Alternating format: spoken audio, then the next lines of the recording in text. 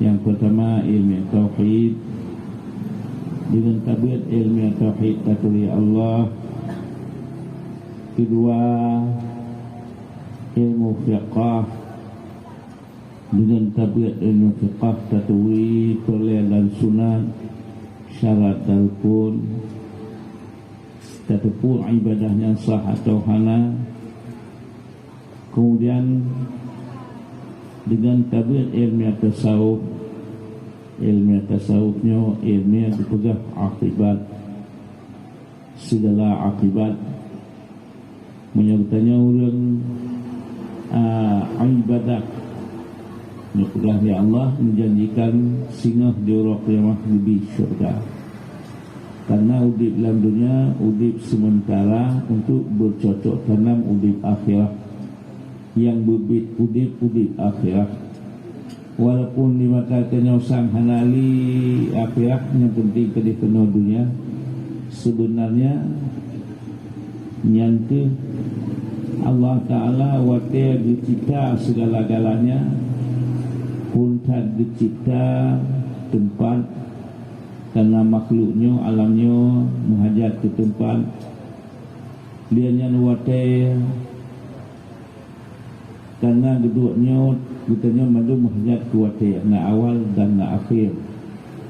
Allah Ta'ala hana awal lagi na azlam kalihna dunian awal ni hana permulaan, akhir makhluknya manusianya awal na permulaan, akhir na penghabisan.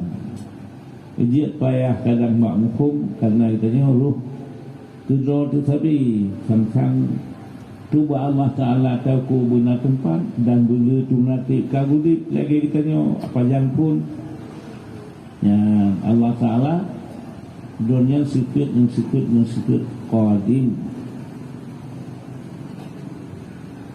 Awal di hana permulaan nyamadu manusia atau makhluknya, awal na permulaan, akhir na penghabisan.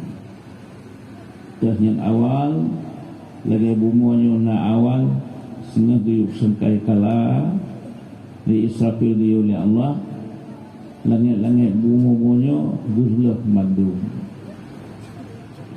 menancit ditanya udip na permulaan akhir misalnya awal lahir 70 sunna sirnya 2022 ka meninggal.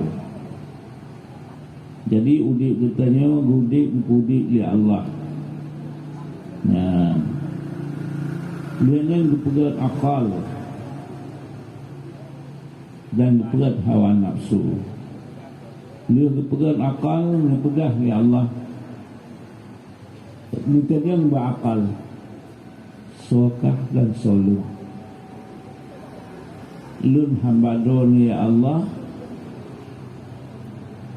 Don po kamu.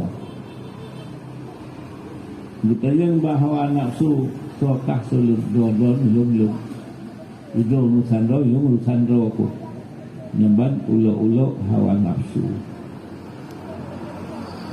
Mencipta akal, mempegah oleh Allah hana sebuah makhluk yang lebih indah daripada akal.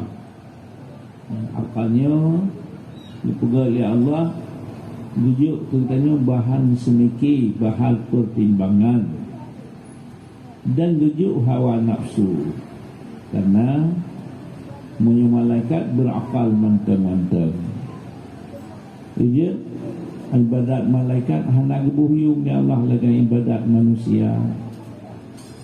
Jibril pertama sujud situ betun ya Allah.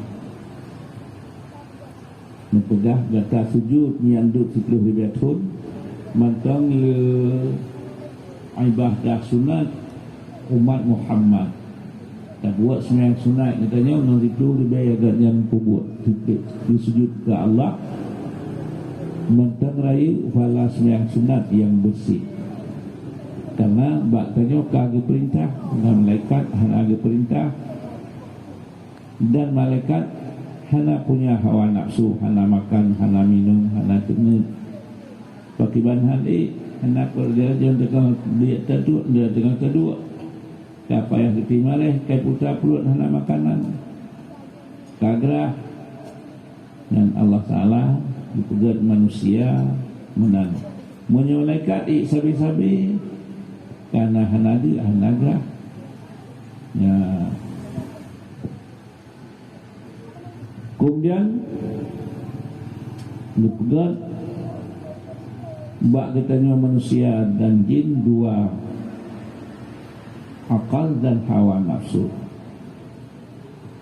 dipegang oleh Allah hanya sebuah makhluk yang lebih daripada akal menyunan disebutkan